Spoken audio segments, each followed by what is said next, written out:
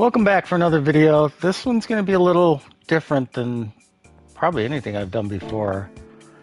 And the story on this is earlier today was in a coaching session, a group coaching session with Digit and Luke from DG Edge. I recently applied for and was accepted into what he's calling a creator workshop, which is about 10 small YouTubers, somewhere around 1,000 or fewer subscribers, and doing GT7 content. So we were invited to do this thing, and we had our first session today, which was Digit and Luke reviewing some of our replays and making some suggestions.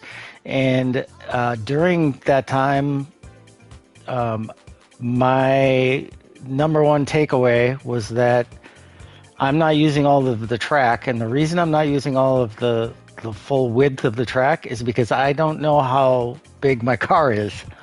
So it was kind of a common theme, let's get that off here, that with some of the other drivers too, that we're not using the full width of the track, therefore your lines are compromised, your speed is compromised, etc. You guys maybe already know this. So what I wanted to focus on here now is the beginning of my journey to understand how big is my car, how wide is my car. So what I'm going to do here is open, let's see if I can find it, this Tokyo time trial. This is what I had shared with Digit, the one he used. So we're going to go ahead and load this guy up. Excuse me. And we'll go ahead and put this all on the screen. I don't know about you guys, but when I'm driving the car, I don't really know how big the car is. So I'm just going to let this go for a little bit here. But I feel like I'm constantly just guessing at the width, or after repeated attempts of brushing a wall or going off track, then I start to learn where I think it is. But it all still always feels really like it's a guess.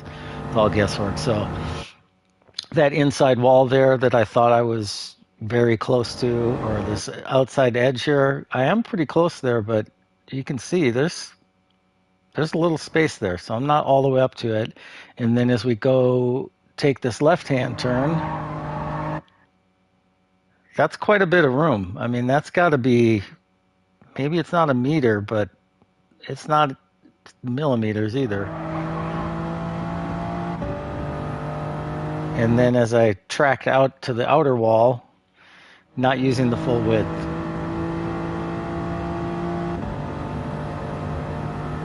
Pretty close there, but there's enough room to go over that white line. I mean, you can see, I'm going to call that a meter, that I could be further to the left. Cut that pretty good. Cut this pretty good. That's a decent line there, but even there I could be over slightly more to the right, which would help straighten this line out. And I was able to stay full throttle all the way through there. We'll take a look at one more turn here. So now I'm over the white line. So I have moved it to the outside a little more. And then as we cut to the inside, let's see how close I get to this wall. Touching the white line, on the white line, and that's it. And then as we track out, I'm not even sure I touched the white line.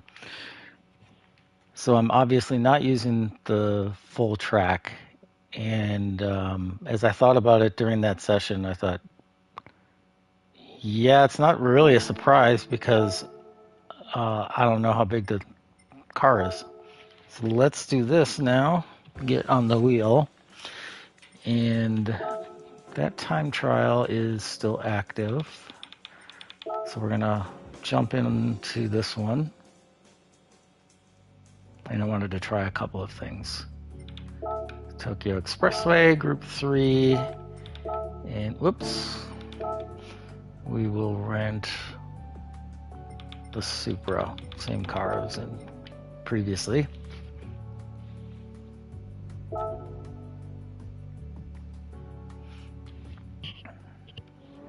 Hopefully this mic is picking up well. So I think I've got a decent time here. That's not terrible. I've got 4 friends that have bested me on this. Rocket by not much, a few thousands. All right, so what I'm going to do is get on the track. I drive in bumper cam. So let's just pause it here. I always drive in bumper cam. And one thing that was pointed out in this session is that the edge of your car essentially is where the left of where the speedometer is. So the 2 gauges essentially almost outline the car. I've always thought it was the edge of your screen is where your tires are, or the edge of your car, however you want to look at it. So let's try something here. So if the edge of the screen is the car, then my left wheels should be on that white line. And let's take a look. And they are not. So let's try putting this gauge, oops, kind of want to be on a straighter part of the track here. So there's the left edge is touching the white line. And now let's bounce back. I can't really see.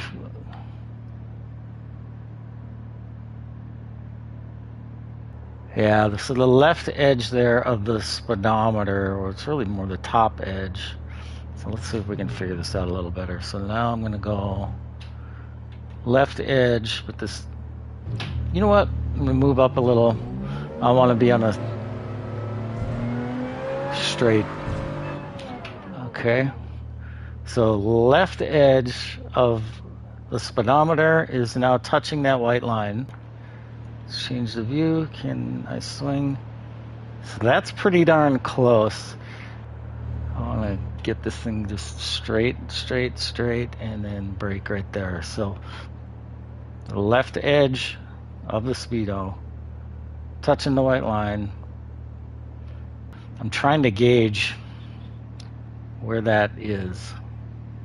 So I'm not on the white line there. If we go back to here, I mean, if you're looking at the 20 mile an hour on that speedometer, that seems about where I'm actually lining up with the car. So let's try straighten her out here. 20 mile an hour is on the white line. And now I'm on the white line. So I think that's probably a better gauge of the width of the car on the left side. So if I go back to bumper cam here, as long as that 20, let's see what happens when the 20 touches the wall. It's pretty much spot on. So kind of where my speedometer is illuminating right now, that's the edge of my car. So let's take an educated guess then that on the right side on that tachometer, at about where the 7 is also the edge of the car. So if I get to here, and then we're going to stop it, I'm going to try to make sure I got the car going straight here. We're going to stop it right on the white line, and now let's change the view.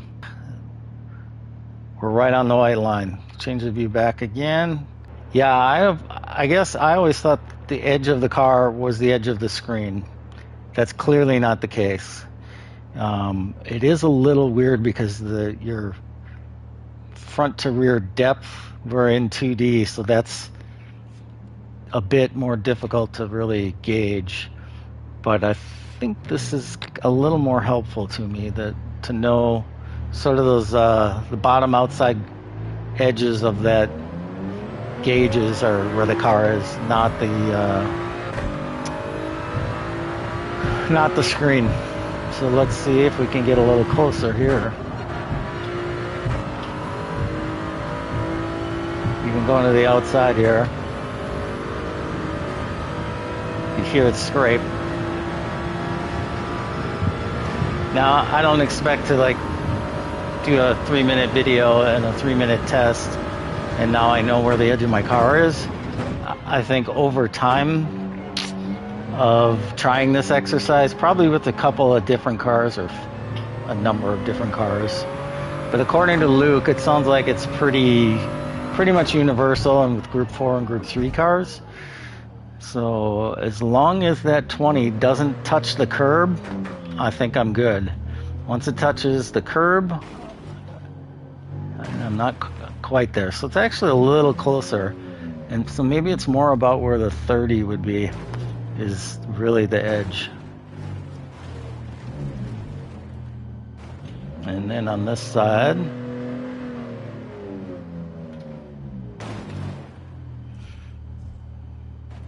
yeah, it's doing this in a turn is a bad idea. So let's get back on a straight, because as that curve takes the curb with it, it really kind of screws up your perception there. So maybe it is more that outside edge. Obviously, I'm touching the curb now, and right now I'm not touching the curb, and you can see the 5.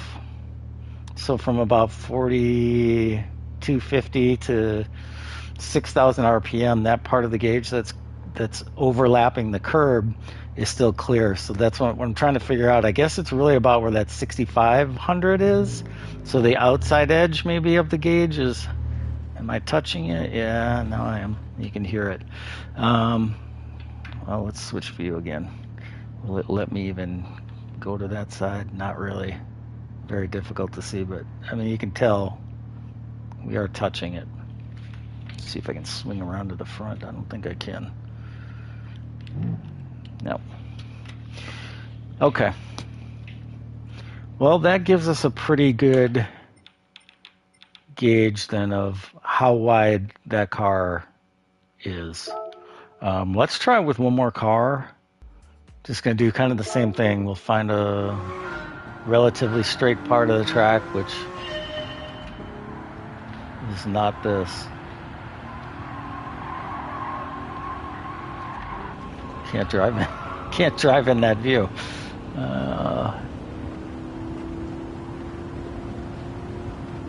Okay, this is pretty much straight on the right. So let's see if I can guess where that is at about 6,500. So I'm not touching right now, and then right about there I should be touching. Change our view. It's pretty darn close. No, I'm not touching. So actually we got a little more room to play with here. Let's go back to this view. So on this car, let's see where we touch. Yeah, this car is quite a bit narrower. Interesting. So the other car, that Group 3 car, we were at the 65 on that gauge, and this one we're a little narrower, so it's closer to that 8,000. So let's, whoopsies.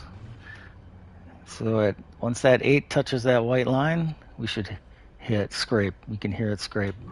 Okay, let's get on the... Actually, why don't I just... Yeah, you can't use your e-brake here. They don't let you. Okay. So that was the right side of the car. We're just going to use this wall now for the left side of the car. And if I'm going by the 8, that means about where the 0 touches the wall. And it's slightly over. So this car definitely is narrower, but you can hear it scraping. And then right there about, we should be clear. Oops. Can I even get an angle on this thing? No, I mean, that looks like it's still touching. Let's try driving away and see what happens here. So that should be not touching.